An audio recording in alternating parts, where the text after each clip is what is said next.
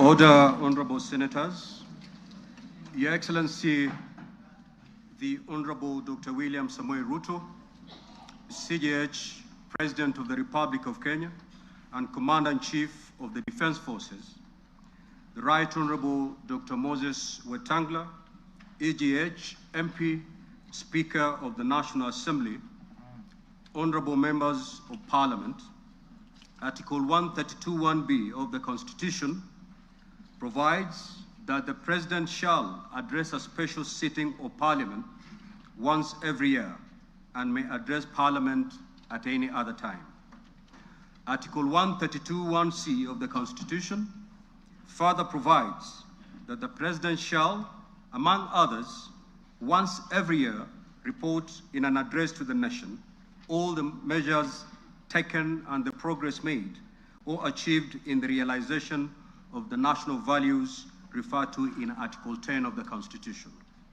In addition, Article 247 of the Constitution requires the President, in his capacity as the chairperson of the National Security Council, to report to Parliament annually on the state of the security of the country.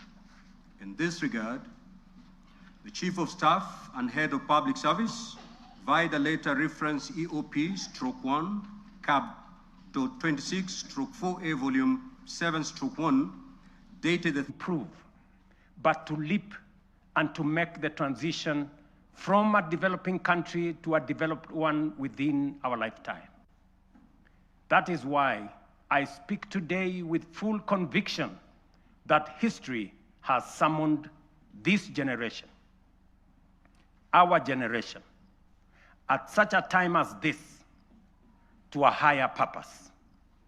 Some eras are shaped by events.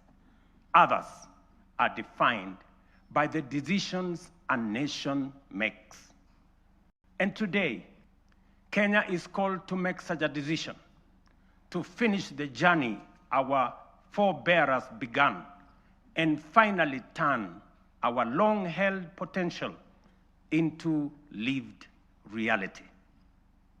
To do this, we must cast off the prevailing mindset of being content with the average.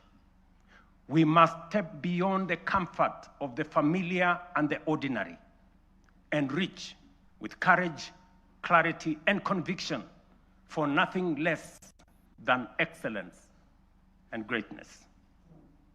Therefore, as we examine the achievements of the past 3 years, results that have laid a firm foundation for equality of opportunity and a nation where no one is left behind, today I will also place before you not just a vision, but a national project that is realistic, grounded, and entirely within our reach. A vision not just to grow, but to transform. A roadmap not merely to move forward, but to rise from developing to developed, to rise from potential to reality, to rise from promise to prosperity, to rise from the third to the first world, to rise finally into the Kenya we have long imagined, the Kenya we deserve. For long, our ambition was held hostage by small thinking and ordinary expectations. But that era must now be confined to the past. Today, we stand on the threshold of something far greater, a moment in which we can say that our parents dreamed of and what our children yearn for, we will accomplish in our lifetime. As we know, this is achievable because others have done it before. I have often spoken of the Asian tigers, South Korea, Singapore, Hong Kong, Malaysia. And by the way, members, the Prime Minister of Malaysia will be here this weekend. Countries that at independence were our peers in nearly every measurable way. They had no extraordinary resources. They were not superhuman. They simply had the courage to make bold, disciplined, deliberate choices. They invested in their people, demanded excellence, and refused to be trapped in the limitations of their circumstances. They refused to make peace with mediocrity. Today, they stand as first world economies. If they could rise, so can Kenya. It can be done. Let me repeat. It can be done. Later in this address, I will set out the strategic choices, the reforms we will deepen, the sectors we will unlock, and the investments we will prioritize to move Kenya to the next level. I say all this not as a personal badge of honor, but as a recognition of what we have achieved together, the Kenyan people, the leadership in all arms of government, and across all political formations. Honorable members, the last 3 years have not been easy. We have agreed, sometimes disagreed, and at times those disagreements have carried great cost. We have compromised, we have confronted hard truths, and we have endured storms none of us invited. But we all take comfort that it has not been for nothing, for this is how far we have come. At a time like this, in 2022, Kenya was in distress. Inflation had soared almost to double digits. A fuel shortage threatened to paralyze our economy as oil marketers struggled to access dollars. The shilling was in free fall. Foreign reserves had hit historic lows. Debt service consumed more than half of our revenues. Confidence, both local and foreign, had waned. International analysts warned that it was no longer a question of if, but when Kenya would default. Within that context, we acted. We restored fiscal discipline. We eliminated wasteful subsidies. We rationalized public expenditure. We strengthened revenue collection and placed our economy on a path of recovery and sustainability. Inflation, which stood at 9.6% in 2022, has steadily declined to 4.6% as of last month, bringing much needed relief to households.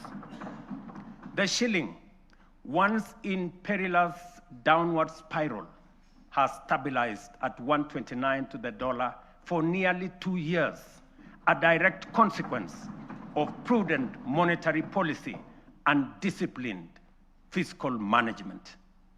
Our successful Eurobond redemption signaled to the world that Kenya honors its obligations.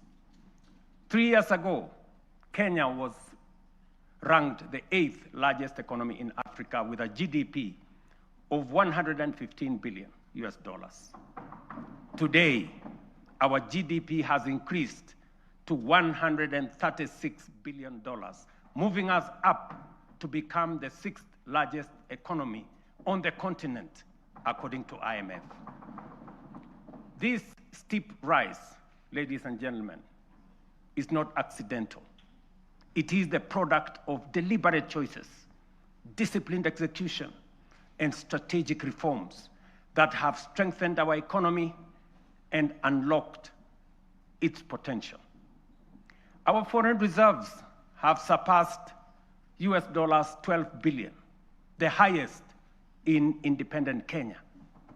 This has restored certainty cushioned our economy from external shocks, and restored investor confidence. International markets have taken note. Just this week, 14 of the world's leading financial institutions, including Citigroup, JP Morgan, Standard Chartered, and Goldman Sachs, projected that Kenya's economy will expand by between 5 and 5.8% in 2026.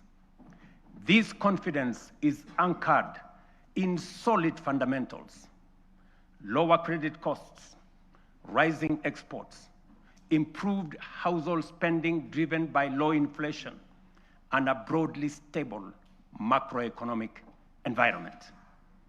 Standard & Poor's has upgraded Kenya's sovereign credit rating from B- to a firm B, our first upward revision in many years, signaling renewed international confidence. This upgrade lowers our risk profile, attracts more investment, and reduces borrowing costs for both government and the private sector. Fellow citizens, our foreign direct investment has more than tripled from US dollars 463, or about 60 billion shillings in 2021, to US dollars 1.5 billion, almost 195 billion Kenya shillings in 2024. In the last 36 months, over 300 new businesses, including 500 foreign companies, have registered and set up shop in Kenya, reflecting renewed confidence and improved ease of doing business. The Nairobi Securities Exchange has recorded a powerful resurgence, now recognized as one of the best performing emerging markets globally. Since January 2025, investor wealth has grown by over 1 trillion shillings, driven by a broad share price rally that has reestablished the Nairobi Securities Exchange as a premier asset class. The NSE is on track for its strongest performance in over a decade, building on last year's remarkable gains. This renewed vibrancy is a clear vote of confidence in Kenya's direction and in the reforms we have undertaken. In short, Mr. Speaker, honorable members, the world's most respected economic assessors and market sentiment are affirming that what we already know, that our economy is strengthening, our prospects are brightening, and confidence in Kenya is rising. Our critics, the high priests of eternal pessimism, who criticize without responsibility and tear down without offering alternatives, will want you to believe that our economy is going in the wrong direction. But while everyone may speak their mind, and that is the beauty of our democracy, no one is entitled to manufacture self-serving falsehoods and traffic them as facts. And facts are exactly what I present here today: clear, verifiable, and indisputable. Mr. Speaker, one of the greatest contributors to the high cost of living is the cost of food. Kenyans in 2022 marched with empty sufurias, a stark symbol of frustration and unbearable cost of basic commodities. From the very outset, we made an intentional and strategic decision to subsidize production and not consumption.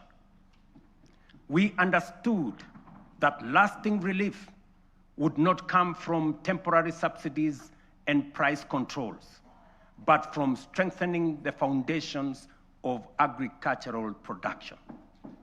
We also recognized that agriculture is not merely another sector of our economy. It is the lifeline of our nation.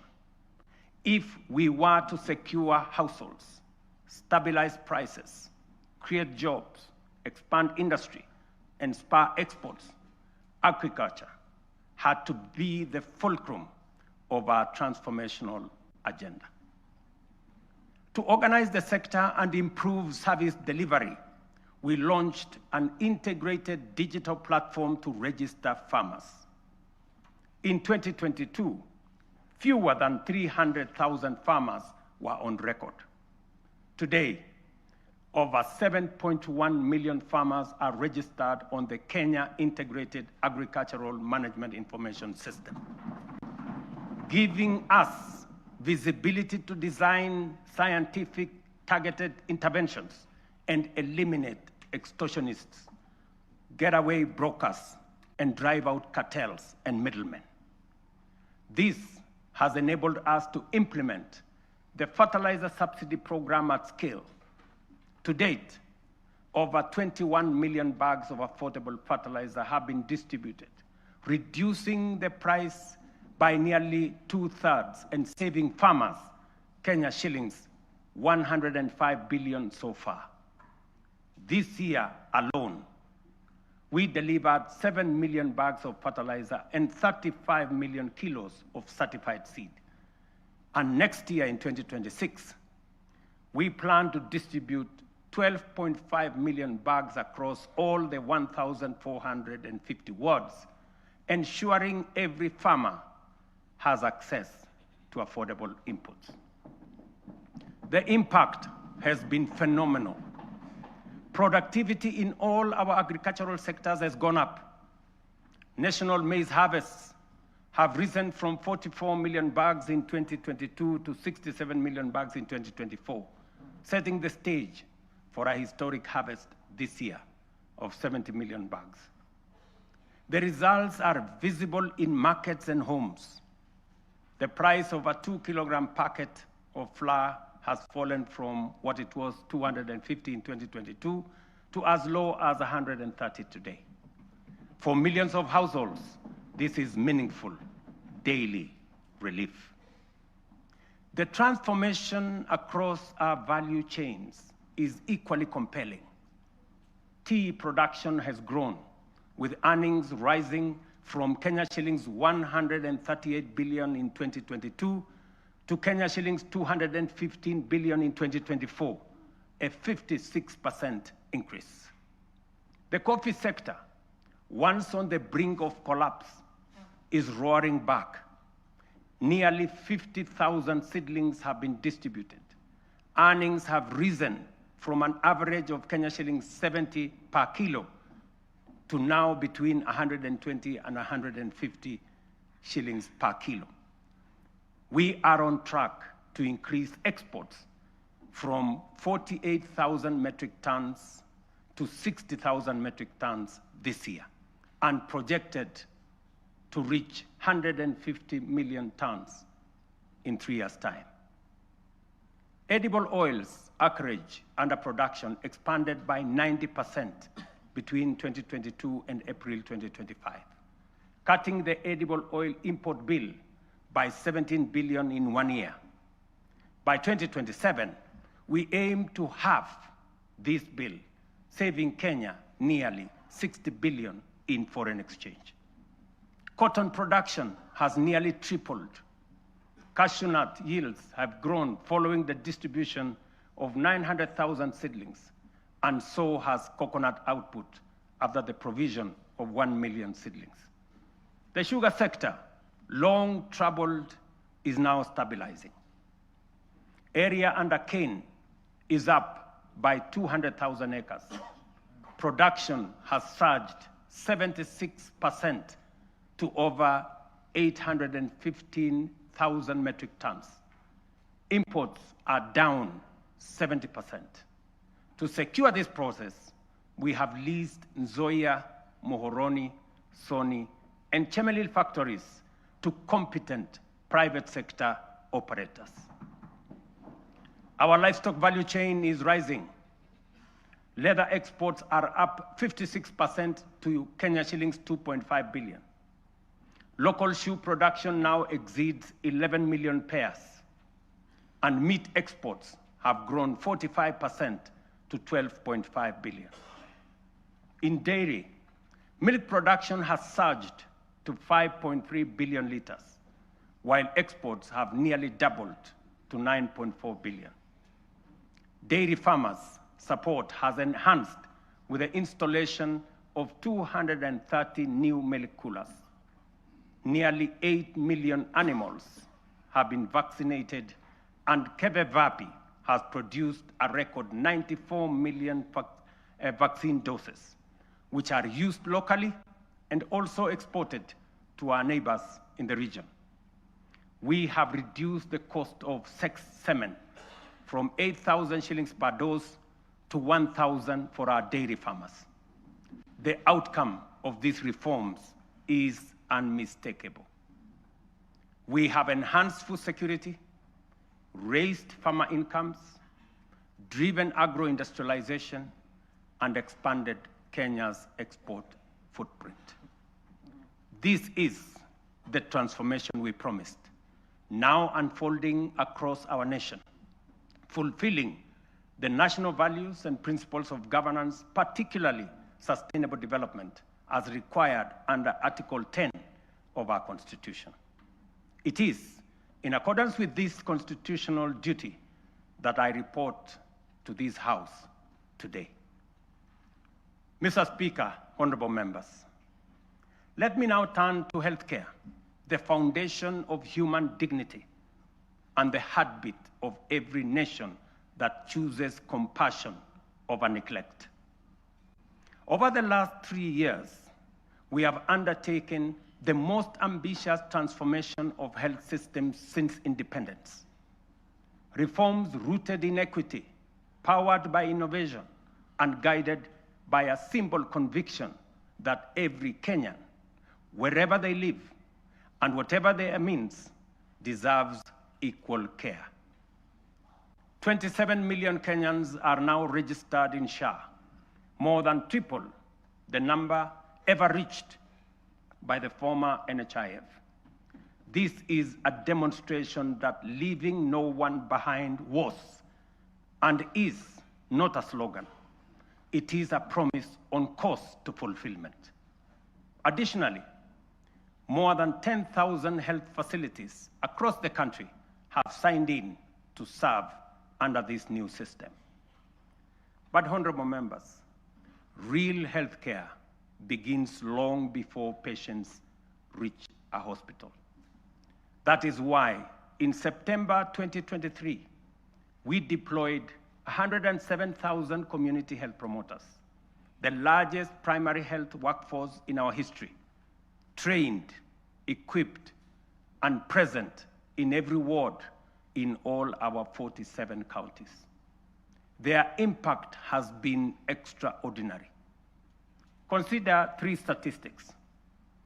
8.9 million households have so far been visited. 9.9 million diabetes screenings have been done with 134,000 cases diagnosed. 6.5 million hypertension screenings have been conducted with 305,000 cases confirmed. Millions of lives have been touched and thousands saved. This is what equity looks like. This is the meaning of universal health care. This is leaving no Kenyan behind indeed. Behind these numbers stand the community health promoters, quiet, devoted, tireless, heroes of this new era. Today, we honor them. We thank them. To them, we say Kenya is healthier because of you. Mr. Speaker, when I promised that those unable to pay would be supported by government under UHC, the cynics scoffed as usual. Today, we are paying premiums for 2.3 million vulnerable Kenyans, including orphans, widows, the elderly, and those without income, because for them, healthcare is not a privilege. And I must commend members of this august House who have stepped in to support vulnerable families in this gesture. We are also modernizing hospital equipment through the National Equipment Service Project, replacing the old MES model that burdened counties with heavy upfront costs. Under the new fee-for-service system, private partners install, maintain, and run state-of-the-art equipment, and public facilities pay only when they use them. We have overhauled KEMSA to end the chronic crisis of drug shortages, raising medicine availability from 48% to 68%, and to a projected 90% by the end of this year and 100% by March next year. This is more than healthcare reform. It is a long-deferred promise, finally taking shape. A Kenya where every citizen can face tomorrow with confidence, knowing their nation will stand with them in their hour of need. It fulfills our national values of dignity and equity as stated in Article 10 of the Constitution. In the same spirit, the government is strengthening financial protection for Kenyans under cancer treatment. Social Health Authority will enhance the cancer benefits package from the current 550,000 shillings to Kenya shillings 800,000, effective December 1. This enhancement responds to the rising cost of sustained cancer care and ensures that patients can access quality, uninterrupted treatment without facing financial hardship. Mr. Speaker, honorable members, when I assumed office, our education sector was in distress with a strained CBC transition, a chronic teacher deficit, universities on the edge of insolvency, and overstretched infrastructure. We moved quickly to restore education as the great equalizer. Through the student-centered funding model, scholarships and loans now follow need and merit, placing the learner at the center. Nearly 500,000 students have already benefited from this model. We then tackled the teacher crisis head-on. We have hired, as you all know, 76,000 teachers with 24,000 more to be brought in by January next year. That will translate to 100,000 teachers in 3 years, an achievement unmatched in the history of our country. Together with the national government CDF, we have delivered 23,000 new classrooms and 1,600 laboratories are under construction, easing congestion and giving CBC the dignified facilities it requires. TVET has become the engine of practical skills. Enrollment has leaped from 341,000 in 2022 to 718,000 as young Kenyans embrace engineering, ICT, modern agriculture, hospitality, design, and the trades that power a modern economy. In strengthening education at every level, we are giving life to the national values in Article 10, especially equity, human dignity, and sustainable development, ensuring every child has a fair chance to rise. Mr. Speaker, honorable members, 3 years ago when we said we would deliver affordable housing, the cynics dismissed it. They said it was fantasy. When they realized we were serious, they called it impossible. And when we broke ground across the country, they suggested that these projects would stall. Today, those doubts have given way to a very different question from Kenyans everywhere. How do I own one of these units? That is now the question. Across the country, we are delivering the most extensive housing rollout in Kenya's history. 230,000 affordable homes. And we meet student needs. 178,000 beds have been packaged for universities, TVETs, KMTCs, with 74,000 already under construction, transforming a sector where fewer than 10% once had decent accommodation. Additionally, 270 modern markets are taking shape nationwide, providing vital spaces for women and MSMEs, with another 175 underway, expanding the backbone of local commerce. And through the Nairobi River Regeneration Program, 44,000 young people are restoring the river corridor and preparing sites for 10,000 social homes along the renewed riverfront. The program, the housing program, including markets and hostels, has created over 428,000 jobs.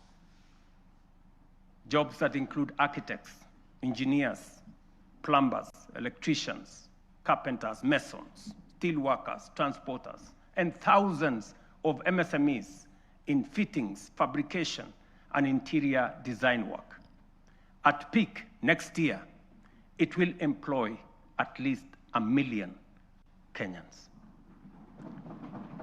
Honorable members, this program is far more than housing.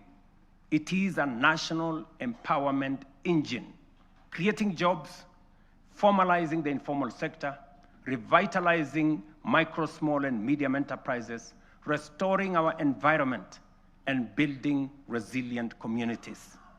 It advances equity, dignity, and sustainable development, the very values anchored in Article 10 of our Constitution.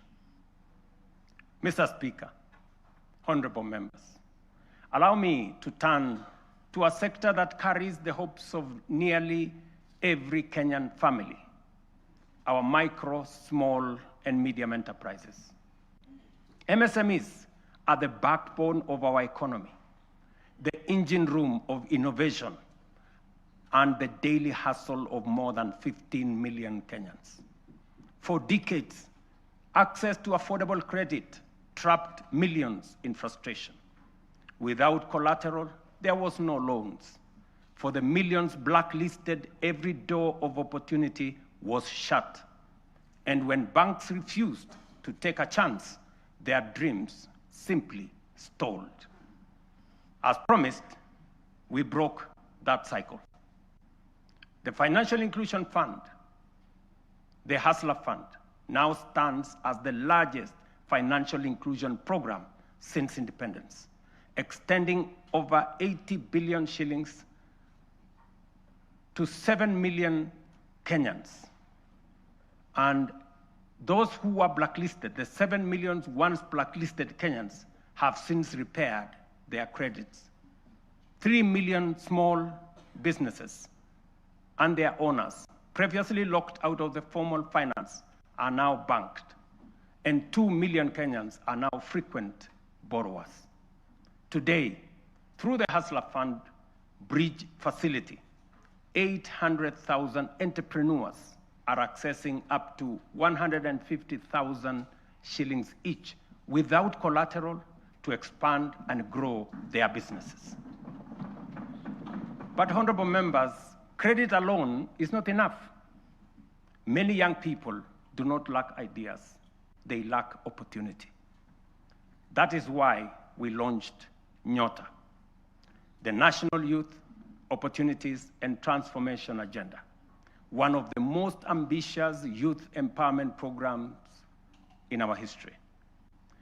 Over the next 5 years, Nyota will uplift 820,000 unemployed young people through apprenticeship, recognition of prior learning, entrepreneurship grants, digital skills training, and support savings.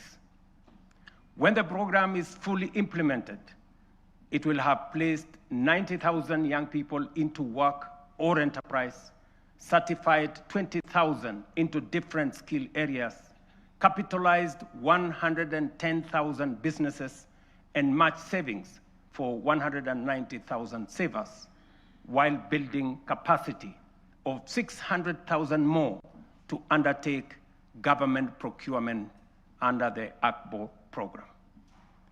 Ladies and gentlemen, over the past 3 years, our digital transformation agenda has become one of the most powerful engines of renewal.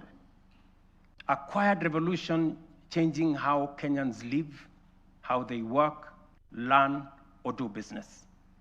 We have expanded the fiber optic by 24,000 kilometers and moved from 0 public Wi-Fi hotspots in 2022 to nearly 1,500 today, connecting communities once left behind. We have set up 300 digital innovation hubs with 400 in the pipeline, gateways where ideas grow and enterprises begin. At the heart of this shift is digital government. From less than 400 services on eCitizen to 22,500, we have delivered one of the fastest digital migration in the world. Access is easier, efficiency higher, leakages sealed, and corruption pushed out. And as our young people are driving it, nearly 2 million have been trained in digital skills, and 300,000 now earn a living online through Ajira, Jitume, and our expanding business process outsourcing sector. Mr. Speaker, having set out the work of the last 3 years, it would be easy, almost comfortable, to pause, congratulate ourselves, and settle into the warmth of modest progress. But comfort is how nations stall. It is how Kenya once slowed while the Asian tigers raced ahead. We cannot allow that. We will not allow that. And we must not allow it. Because this moment demands more of us. More courage, more ambition, and a refusal to settle for the ordinary. As I said earlier, we often speak of the Asian tigers with a reference that makes their rise seem like a miracle from a distant world. We marvel at how they journeyed from poverty to industrial powerhouses, from aid recipients to exporters of world-class goods. And we ask, what secret advantage did they have? History answers us plainly. They had none. Their rise was not magic. It was intentional and crafted through leadership, discipline, strategic investment, and uncompromising rejection of mediocrity. Their stories begin in ruins. The example of post-war Japan, with barely 2,000 kilometers of paved road, and South Korea, whose GDP per capita was nearly identical to Kenya's at independence. Today, Japan commands over 1.1 million kilometers of paved roads, while Kenya has 22,000, 62 years after independence. South Korea's GDP per capita now exceeds $36,000 compared to our own $2,200. These comparisons are not meant to indict us, but to demonstrate what becomes possible when a nation chooses ambition over resignation. From their journeys, clear lessons emerge. These nations set aside small dreams and integrated boldly with global markets. They built first world infrastructure in what was third world environments. They invested obsessively in their people, the engineers, scientists, innovators, and technicians who powered their ascent.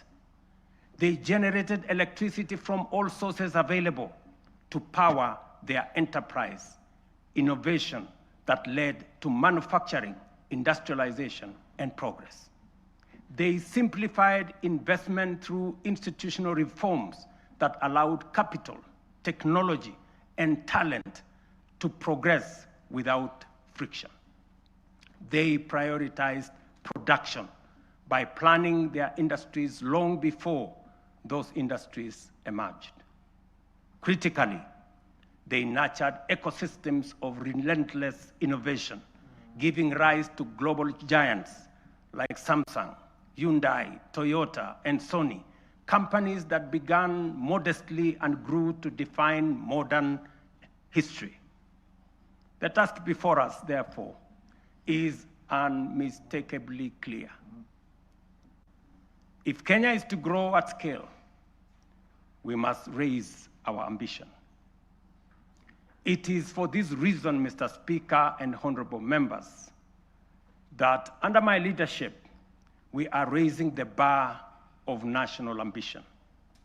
And that is why I am today submitting a roadmap to take Kenya to the next level.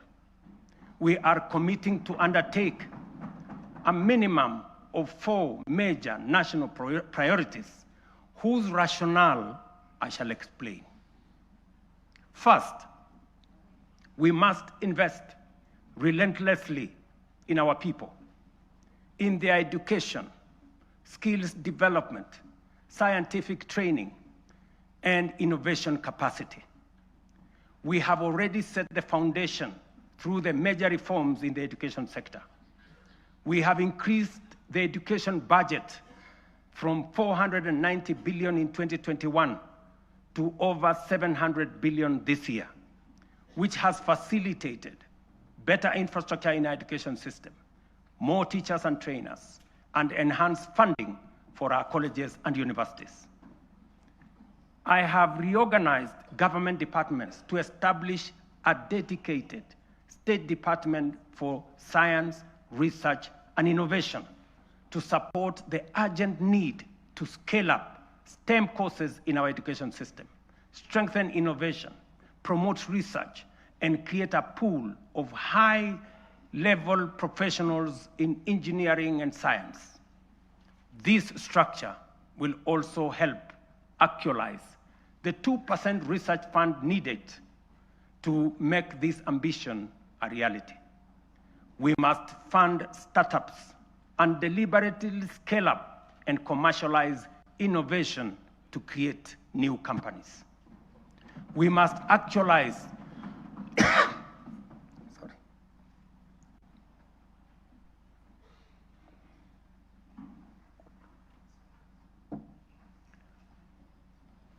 We must actualize the National Research Fund, moving from the current 0.8% of GDP to 2% of GDP. This leaves us with a shortfall today of 180 billion. Progressively, we should grow the fund to 1 trillion over the next 10 years. We will mobilize domestic public resources, private investment, venture capital, and other private sector financing to drive this effort, because no nation rises above the abilities of its citizens. Let me repeat that.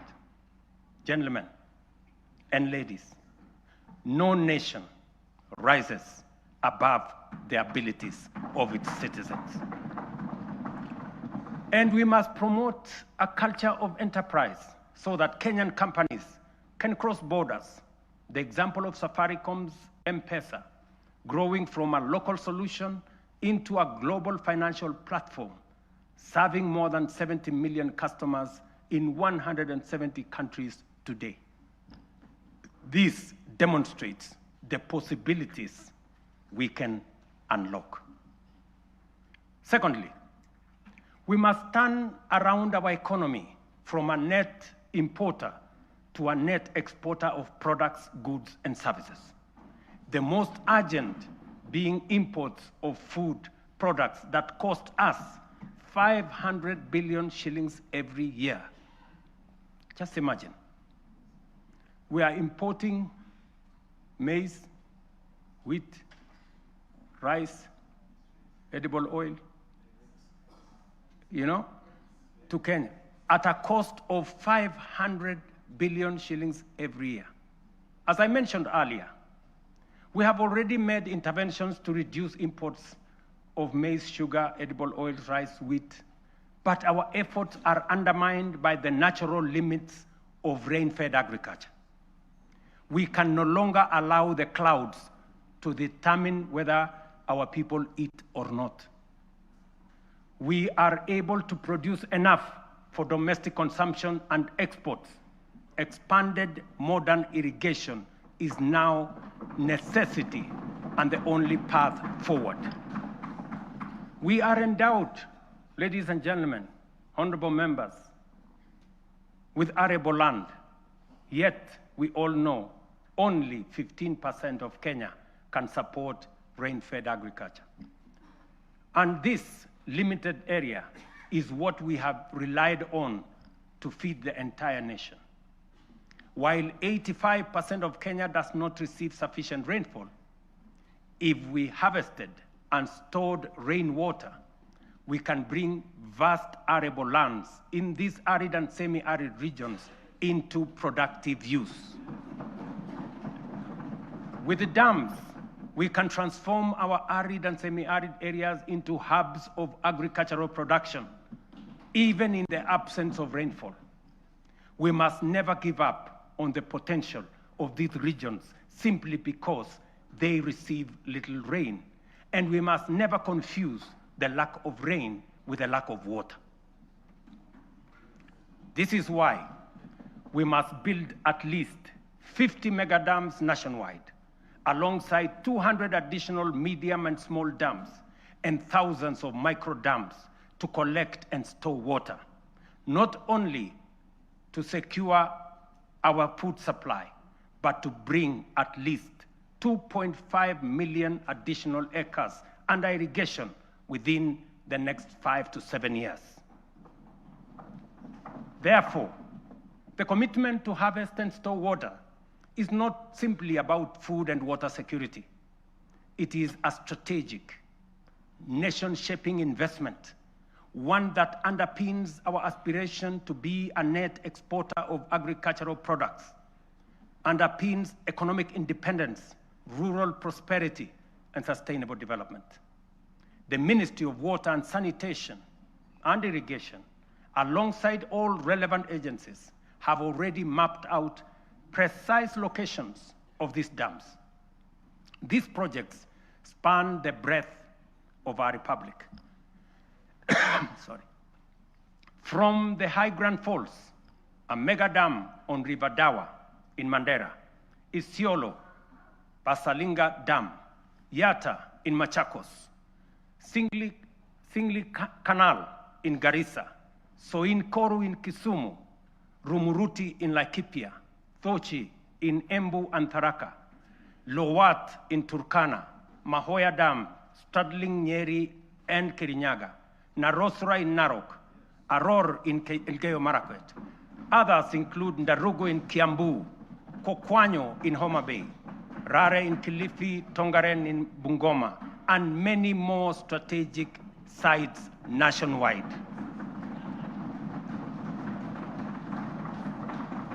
Mr. Speaker, expanded irrigation will also supply the volumes, consistency, and quality of raw materials required for our next economic frontier, which is agro-industrialization. Irrigation will produce the raw materials, and our SEZs, EPZs, and county aggregation and industrial parks will convert them into high-value products for national, regional, and global markets. Honorable members, energy is the lifeblood of any modern economy. No nation has developed without abundant, reliable, and affordable power. This is our third national priority. Although we have an installed capacity of 3,300 megawatts, the intermittence of solar and wind means our farm capacity is only 2,300 megawatts, far below what the Kenya of the present, let alone tomorrow, will require. To drive domestic electrification, industrial manufacturing, e-mobility, green industrialization, digital expansion, and a technology-enabled future, we must dramatically expand power generation. Kenya is blessed with diverse, largely underexploited renewable sources, including geothermal, solar, hydro, wind, and nuclear. To undertake large-scale value addition, agro-processing, manufacturing and industrialization, sufficient, affordable, and reliable energy is a top imperative. Modern technologies, such as data centers and artificial intelligence, require large-scale energy supply. To modernize our economy, leverage on technology to create new opportunities, and to turn our agriculture and natural resources into products, manufacturing and industrialization consume many megawatts of energy. As a result, we have to generate an additional 10,000 megawatts in the next 7 years, so as to move our country to the next level and undertake the transition necessary for our growth. Our fourth national priority is transport and logistics. As the region's economic and diplomatic hub, home to the United Nations' largest office and only office in the Global South, and the sixth largest economy in Africa, Kenya must maintain world-class seaports, airports, highways, and digital corridors. Efficient transport and logistics are the backbone of our competitiveness. They accelerate national development, connect products to markets, move goods and services, lower the cost of doing business, and will reinforce Kenya as the aviation and commercial capital of East and Central Africa. History teaches us that nations rise on the strength of transport and logistics. Japan's post-war revival, enabled by strategic road expansion, is a clear example. From only 2,000 kilometers of road, they constructed over 1 million kilometers of paved road in 7 decades. We in Kenya, you know, we have only constructed 22,000 kilometers over a relatively similar period. To scale up, ladies and gentlemen, honorable members, our transport and logistics program, the Ministry of Roads and Transport have already mapped out a comprehensive network of 2,500 kilometers of highway for dualing and 28,000 kilometers of road to be tarmacked over the next 10 years. We will onboard private-public partnership in the modernization of Jomo Kenyatta International Airport, Mombasa and Lamu Airport, and sort out the challenges facing Kenya Airways by next year. This work is already in progress. Next week, I will launch the dualing of the 170-kilometer Rironi-Naivasha-Nakuru-Mau Summit Road. On the same day, I will break ground on the dualing of the 58-kilometer Rironi-Mai-Mahiu-Naivasha road. The gridlock that paralyzes these roads every day, especially on weekends and holidays, will soon, by God's grace, be a thing of the past. Additionally, roads earmarked for dualing include Muthaiga Kiambu Ndumberi, Machakos Junction Mariakani, Mau Summit Kericho Kisumu, Kisumu Busia, Mau Summit, Eldoret, Malaba, Athi River, Namanga, Karatina, Nanyuki, Isiolo, Makutano, Embu, Meru, Maua, Mtwapa, Malindi, Mombasa, all the way to Lungalunga, Kericho, Kisii, Migori, Isabenia, and Nakuru, Nyahururu, Karatina, Kisii, Oyugis, Ahero. The Northern Pipers, James Gishuru Roads, Bomas, Karen, Gong, and Bomas, Ongata, Rongai, Kiserian, including Gong, Isinya, and Naivasha, to Kikuyu, among many other key corridors nationwide. This infrastructure drive will also include extending the standard gauge railway from Naivasha to Kisumu and eventually to Malaba.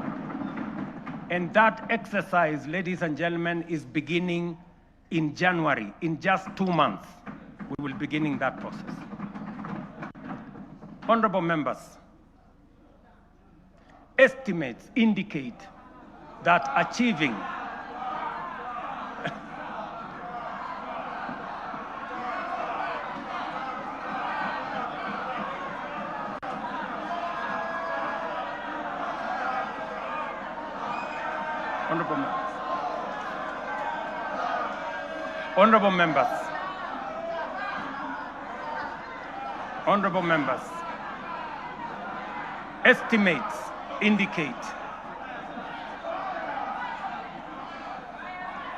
Honorable members, estimates indicate that achieving these 4 priorities will require at least 5 trillion. This is undeniably a large sum. Some may see it as unrealistic, even audacious, for a country like ours. But allow me to recall President John F. Kennedy's words in 1962 as he rallied America to reach the moon. And this is what he said, and I quote, "We choose to go to the moon in this decade and do the other things, not because they are easy, but because they are hard. Because that challenge is one we are willing to accept, one we are unwilling to postpone." These 4 projects are our national imperatives, commitments we must embrace without hesitation, not because they are easy, not because they are cheap, but because they are absolutely necessary, because they are worthy of our time. This is the assignment of our generation. This is the purpose for this administration and this parliament, the 13th parliament. And this is the moment we must rise up to. Which brings us to the next question. Given our fiscal constraints, how shall we finance these transformative projects and do so sustainably? The answer, ladies and gentlemen, lies in 2 key financing vehicles: the National Infrastructure Fund and the Sovereign Wealth Fund.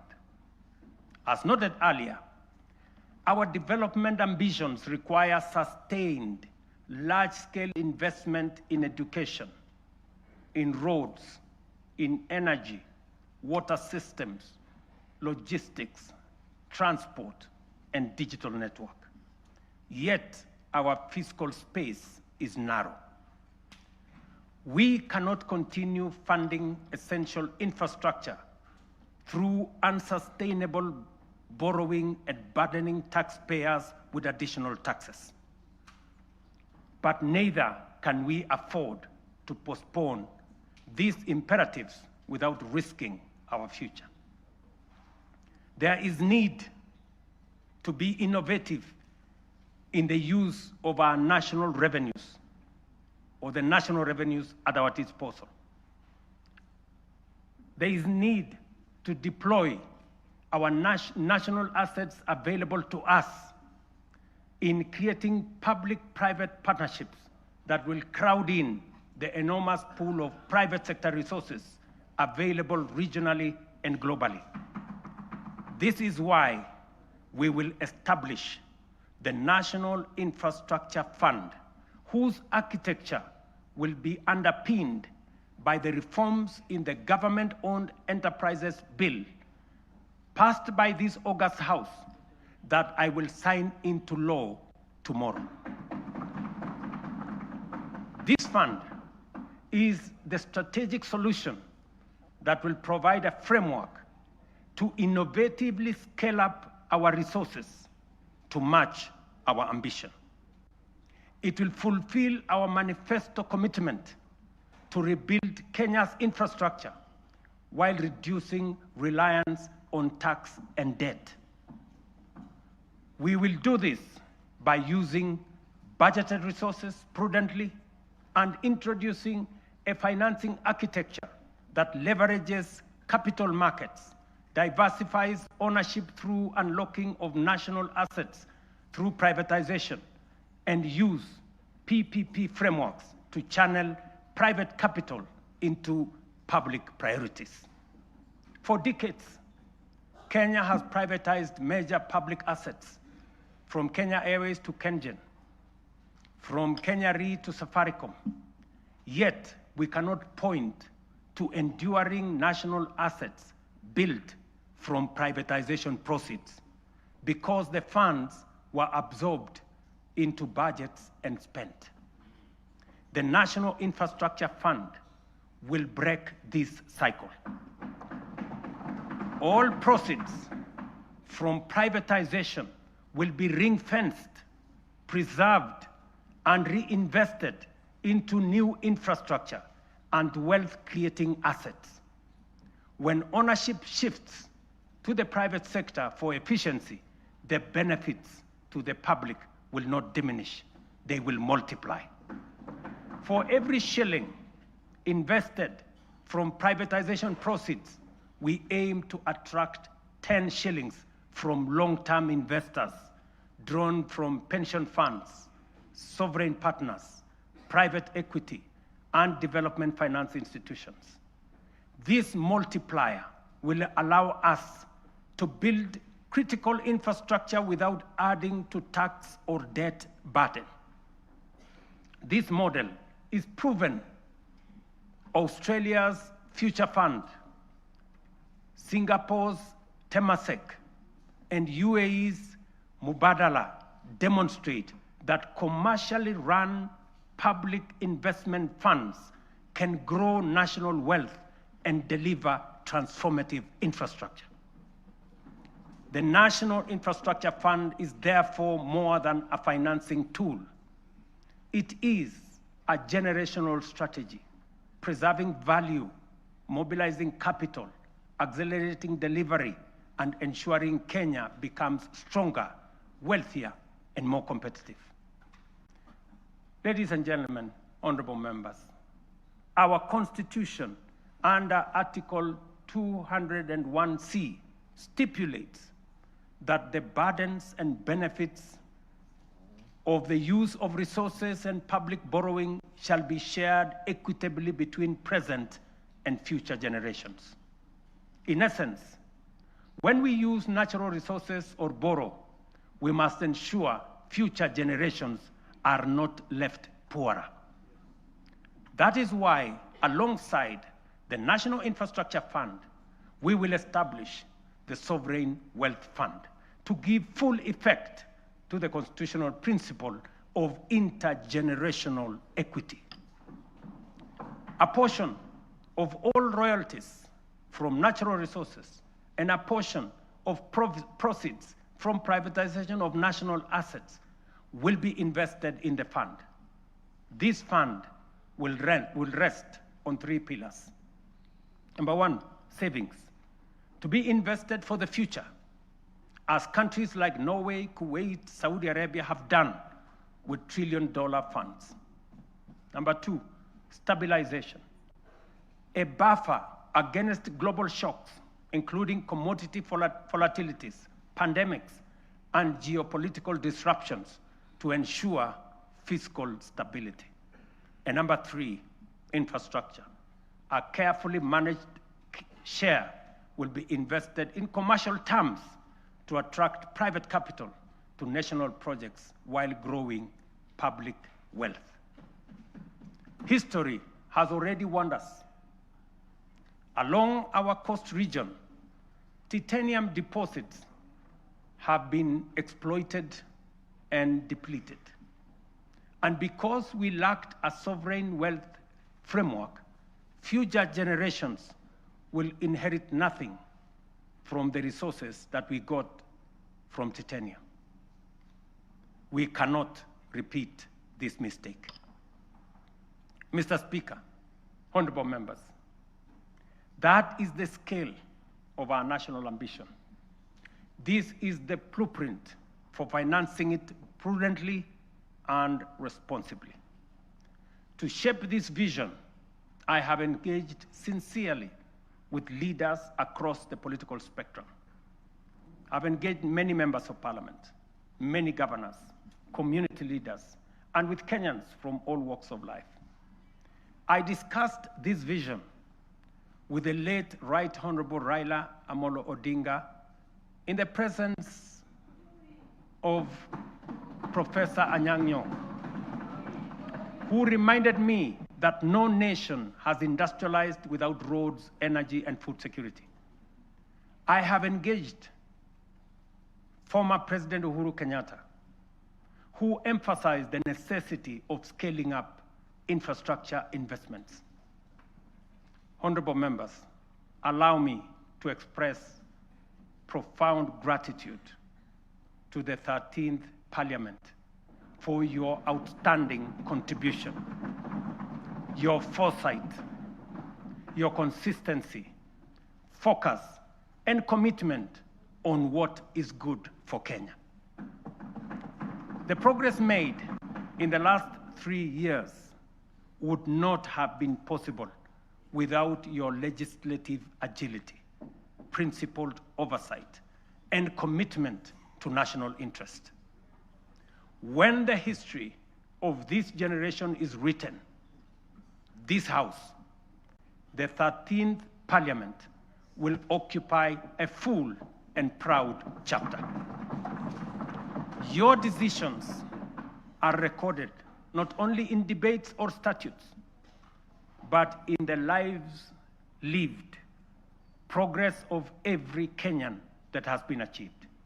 For this, I extend my deepest gratitude and appreciation.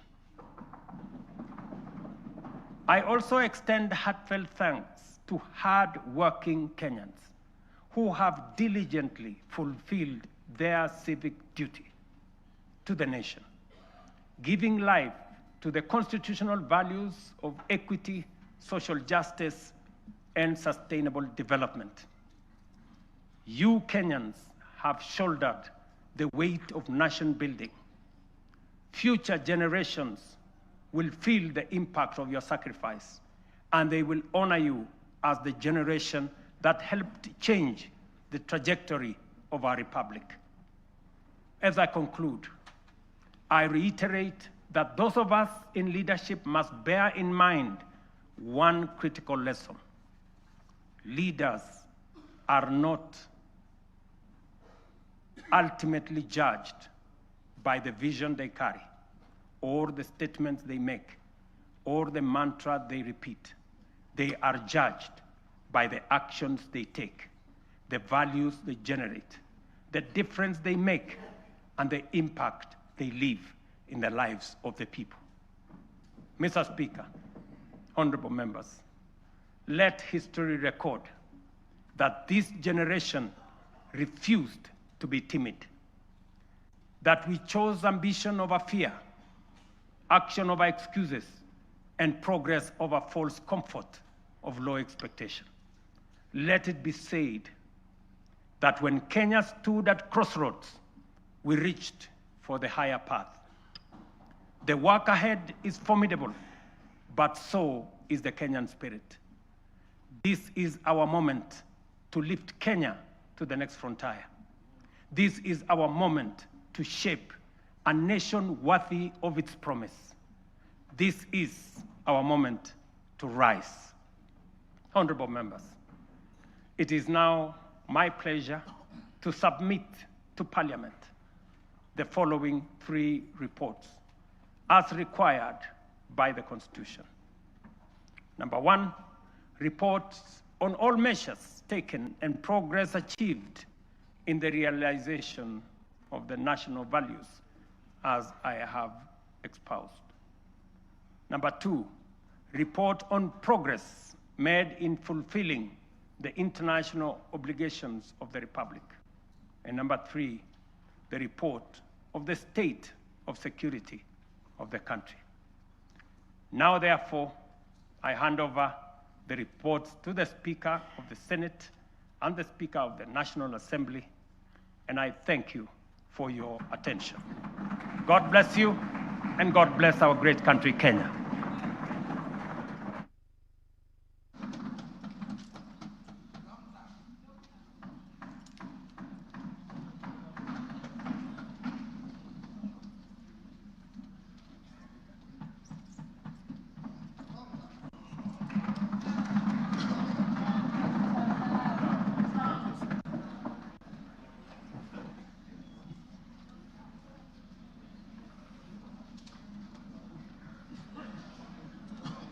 Honorable members, let us be upstanding.